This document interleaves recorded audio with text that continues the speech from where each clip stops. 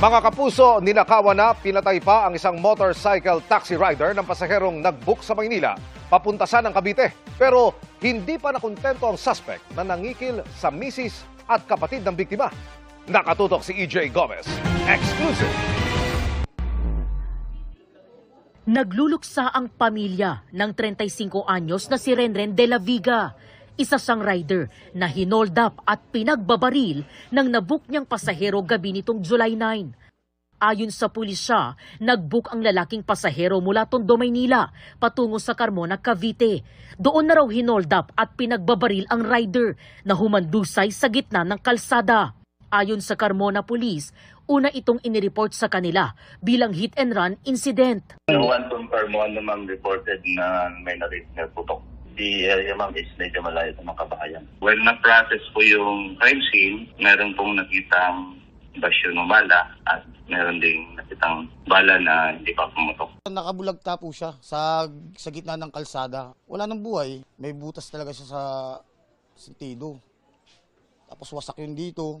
Ayon sa pulisya, natunton sa 13 Martires ang motorsiklo ng biktima kung saan nagkaroon daw ng shooting incident na sangkot din ang suspect. Meron pong naiwang motorcycle dun sa 13 at na-confirm po ng family na yun ay motor po ng victim dito sa Carmona. Yung suspect ay dinarin niya yung victim dun sa 13 at tinagaw din yung motor. Parang ang nangyari ay pinalit niya yung motor na nakuha niya sa Carmona dun sa motor na nandun sa 13.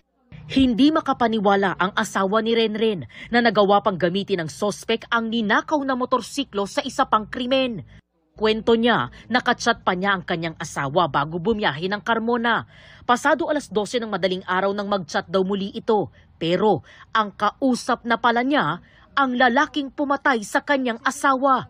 Gamit ang cellphone at account ni Renren, nag-utos ito na mag-send ng 1,000 piso sa online wallet, bagay na ginawa raw ng asawa.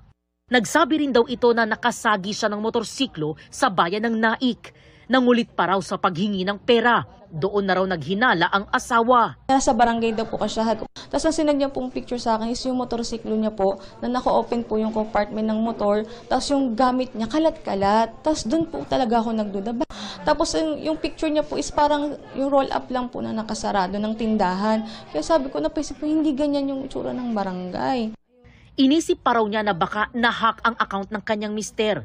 Kalaunan ay umamin din daw ang suspect. Sabi niya, hawak niya daw po yung asawa ko, ganyan, na magbigay ka sa akin ng 5,000 kung gusto mo pang makauwi ng buhay yung asawa mo. Habi ko po talaga,